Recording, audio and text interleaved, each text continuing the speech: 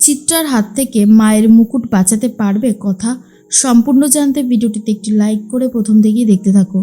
গল্পের শুরুতেই দেখা যায় অগ্নিকে ভোলার জন্য কথা অনেক রকমের কাজ করতে শুরু করে যাতে অগ্নিকে ভুলে থাকতে পারে, কিন্তু পারছে না ভুলতে। যত যাই কাজ করুক না কেন কিছুতেই ভুলতে পারছে না। জামা কাপড় ভেজাতে এসেছে অনেকগুলো, যাতে জামা কাপড় কাচলে অন্তত একটু ভুলে থাকা যায়। নূপুর আর লেখা চলে এসেছে। নূপুর লেখাকে বলে, দেখো দেখো কথা এখন কত কাজ করছে, আমি বুঝতে পারছি অগ্নিকে ভোলার জন্য ও এত কিছু করছে, কিন্তু শেষ পর্যন্ত কি অগ্নিকে ভুলতে পারবে কথা? তুমি বলো না, নিজের স্বামীকে কি কখনো ভুলে থাকা যায়? লেখা তখন বলে, সেটাই তো, চলো তো দেখি।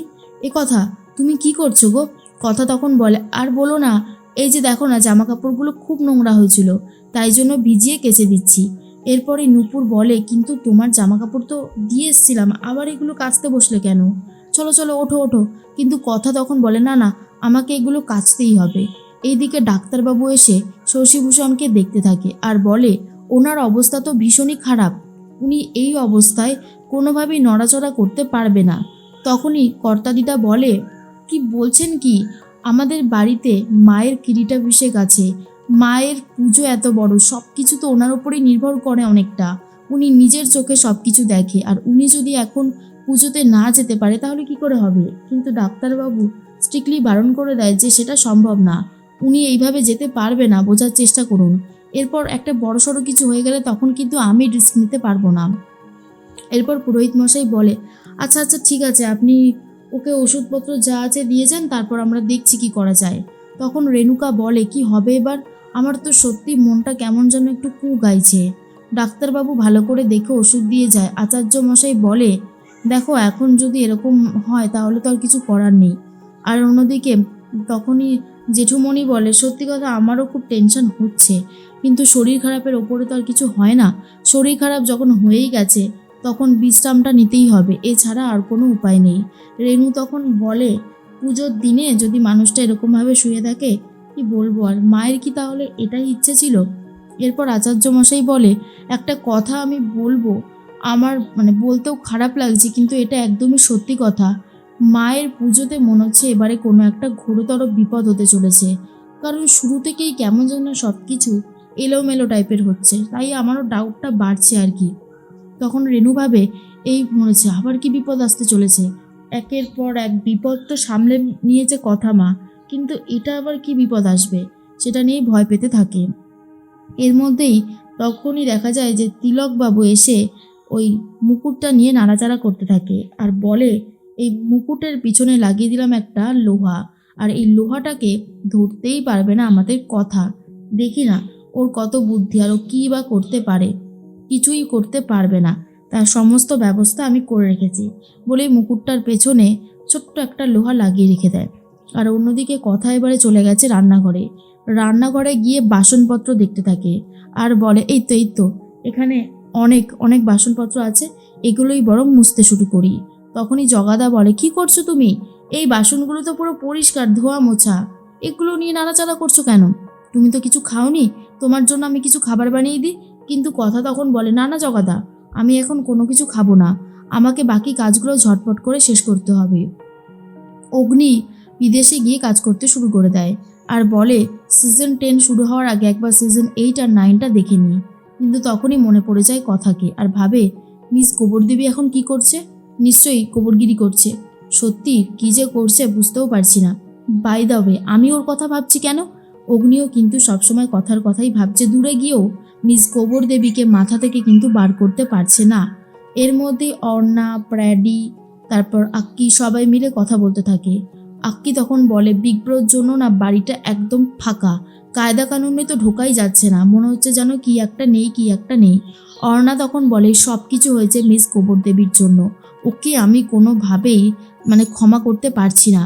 তখনই প্রত্যয় বলে, আচ্ছা তোরা যদি এরকমভাবে রাগারাগি করিস, এর কি কোনো সলিউশন পাবি খুঁজে? পাবি না তো, তাহলে কেন এরকম করছিস? দয়া করে একটু শান্ত হ, বুঝেছিস? একটু শান্ত হ, দেখবি শরীর মন দুটোই ভালো থাকবে।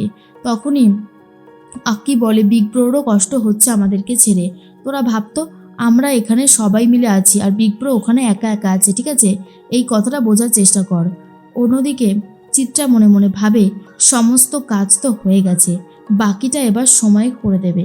এর মধ্যেই তখনই মেচকা এসে বলে, শোনো তুমি এসব কি করছো বলো তো, তোমার হাবভাব আমার ভালো লাগছে না, তুমি কিন্তু ধরা পড়ে যাবে। চিত্রা তখন বলে, আমাকে উৎসাহ দিতে না পারো দিও না, কিন্তু ডিমোটিভেটেড করার চেষ্টা করলে কিন্তু তার ফল খুব একটা ভালো হবে না। এরপরেই তখনই জেঠু চলে এসেছে আর বলে, এই যে মায়ের মুকুটটা এখানে রইল রাখা, এটাতে ভালো করে এখানে রাখাই থাকবে, আর এটা কিন্তু কেউ এখন ধরবে না। কথা তখন মুকুটের দিকে চেয়ে রয়েছে আর মনে মনে প্রার্থনা করতে থাকে, তুমি দেখো মাগো, সব কিছু যেন ভালোই ভালোই করতে পারি, কোনো যেন অসুবিধা না হয়। আর তখন চিত্রা মনে মনে ভাবে, কথা তুমি যতই মন দিয়ে পুজো আর্চা করো না কেন, বিপদ তো ঘটবেই, তার সমস্ত ছক পরিকল্পনা করা হয়ে গেছে, তাই তুমি এখানে নিজেকে কোনোভাবেই বাঁচাতে পারবে না। অন্যদিকে তিলকবাবুর সাথে কথা বলতে থাকে চিত্রা নিজে আর বলে, যেমনটা বলেছিলাম তেমনটা করেছেন তো? তিলক মশাই বলে, হ্যাঁ সব হয়ে গেছে, এইবারে তো সমস্তটা খুব ভালোভাবে হয়ে যাবে।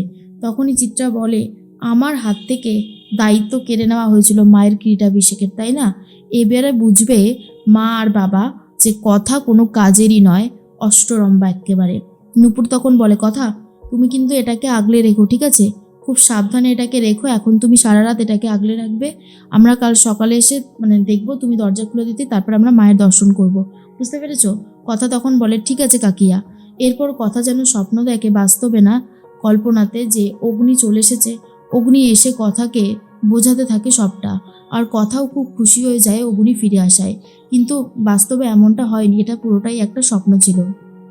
তখন অন্যদিকে কথা মনে মনে ভাবে, না, যা করার ঝটপট করে ফেলতে হবে, আর আমি পাচক মশাইকে নিয়ে ভাববো না। পাচক মশাই এখন আমার থেকে অনেকটাই দূরে চলে গেছে, পাচক মশাইকে নিয়ে ভেবে আর কী বা হবে, আমি পাচক মশাইয়ের কথা ভাববো না। এরপর কথা চলে গেছে মায়ের ঘরে, দরজাটা দিয়ে দেয়। চিত্রা তখন ভাবে, কথাকে ঘায়েল করতে হবে কালকে সকালেই, তার জন্য যা যা ব্যবস্থা থাকে আমাকে সব কিছুই করে রাখতে হবে। কথা তো এমনিও সারাদিন কিছু খায়নি, উপোস। কথা আস্তে আস্তে ঘুমিয়েই পড়েছে। এরপর সকাল হতেই সবাই ডাকাডাকি শুরু করে, দরজা খুলে দেয় কথা। তখনই কথাকে দেখে নূপুর বলে, আমি জানি কথা, তোমার খুবই কষ্ট হচ্ছে তাই না? অন্যদিকে লেখা বলে, আচ্ছা ঠাকুরমশাই, কথা তো এমনি কিছু খেতে পারবে না, একটু শরবত দিলে খেতে পারবে তো? ঠাকুরমশাই বলে, হ্যাঁ পারবে। এর মধ্যেই চিত্রা শরবত বানাতে থাকে আর তার মধ্যে একটা ঘুমের ওষুধ মিশিয়ে দেয় আর বলে, বাহ কথা, এটা তুমি ঢকঢক করে খেয়ে নেবে আর তারপর তুমি গভীর একটা ঘুমে মগ্ন থাকবে, তারপরেই হবে আসল খেল। এরপর শরবতটা গুলে রেখে চিত্রা সাইড হয়ে যেতেই তখনই লেখা সেই শরবতটা নিয়ে গিয়ে দিয়ে দিচ্ছে কথাকে, আর কথা সেই শরবতটা খেয়ে নিচ্ছে। তারপরেই কথা ঝিমোতে শুরু করলেই ওই মুকুটটা চুরি করে নেয় তিলক মশাই আর চিত্রা। কিন্তু কথা কি পারবে ওদের হাত থেকে মুকুটটা উদ্ধার করতে?